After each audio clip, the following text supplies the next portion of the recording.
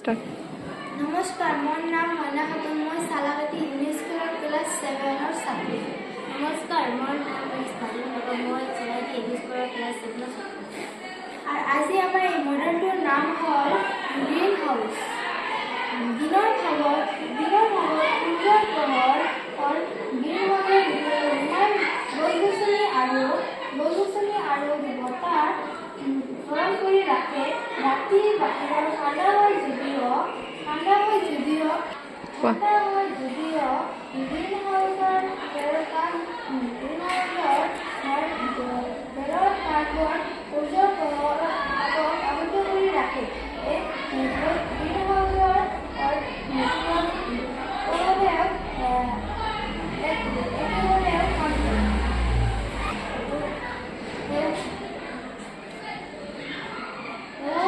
গুৰুত্বপূৰ্ণ কাৰণ ই উদ্ভিদসমূহৰ বৃদ্ধিৰ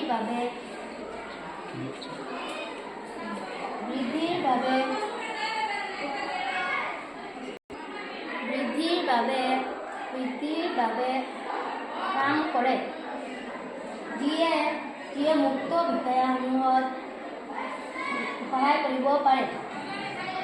সেউজ গৃহৰ দ্বাৰা কৃষকসকলে ফল মূল শাক-পাচলি আদি বিভিন্ন শস্যৰ খেতি কৰিব পাৰে।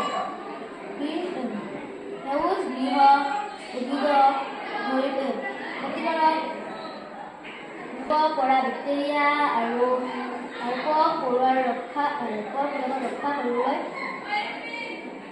সহায় কৰে। প্ৰচণ্ড বৰষুণৰ পৰা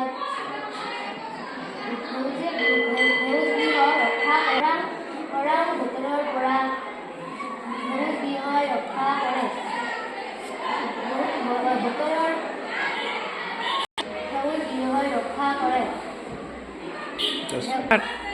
আমি এই প্ৰজেক্টটো বনাবৰ কাৰণে উন্নত cotton, stick file, battery light আৰু থাৰ্মোকল ব্যৱহাৰ কৰিছোঁ। সকলে খেতি কৰাত বহু অসুবিধা হয়। ইয়াৰ কাৰণে আমি এইটো চাই সেউজ গৃহটো বনাইছোঁ। Start.